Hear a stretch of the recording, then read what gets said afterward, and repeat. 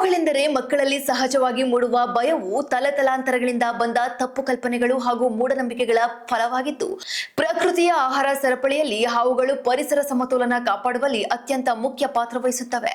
ಕರಗಿನಕೊಪ್ಪದ ಮನೆಯೊಂದರ ಅಡುಗೆ ಮನೆಯಲ್ಲಿ ನಾಗರ ಹಾವು ಬಾಲಕನೊಬ್ಬನಿಗೆ ಕಾಣಿಸಿಕೊಂಡು ಆತಂಕ ಸೃಷ್ಟಿಸಿತ್ತು. ಆದರೆ ಸಮಯಕ್ಕೆ ಸರಿಯಾಗಿ ಸ್ಥಳಕ್ಕಾಗಮಿಸಿದ ಹಳ್ಳಿ ಗಸ್ತು ಅರಣ್ಯ ಪಾಲಕರಾದ ಮುತ್ತುರಾಜ್ ಅವರು ಆ ಬಾಲಕನನ್ನ ಹಾಗೂ ಹಾವನ್ನ ಸುರಕ್ಷಿತವಾಗಿ ರಕ್ಷಿಸಿದ್ದಾರೆ. ಹಾವುಗಳು ಮನುಷ್ಯನಿಗೆ ಕಾರಣವಿಲ್ಲದೆ ಎಂದಿಗೂ ಹಾನಿ ಮಾಡುವುದಿಲ್ಲ ಎಂಬ ವೈಜ್ಞಾನಿಕ ಸತ್ಯವನ್ನ ಮಕ್ಕಳಿಗೆ ಬಾಲ್ಯದಲ್ಲಿ ತಿಳಿಸಿಕೊಡಬೇಕಾಗಿದ್ದು, ಅನಗತ್ಯ ಭಯದ ಬದಲಿಗೆ ಅವುಗಳ ಬಗ್ಗೆ ಸೂಕ್ತ ಜಾಗೃತಿ, ಸುರಕ್ಷಿತ ಎಚ್ಚರ ಮತ್ತು ಗೌರವವನ್ನ ಬೆಳೆಸಿದಾಗ ಮಾತ್ರ ವನ್ಯಜೀವಿಗಳ ಸಂರಕ್ಷಣೆ ಹಾಗೂ ಸುರಕ್ಷಿತ ಸಹಬಾಳ್ವೆ ಸಾಧ್ಯವಾಗುತ್ತದೆ.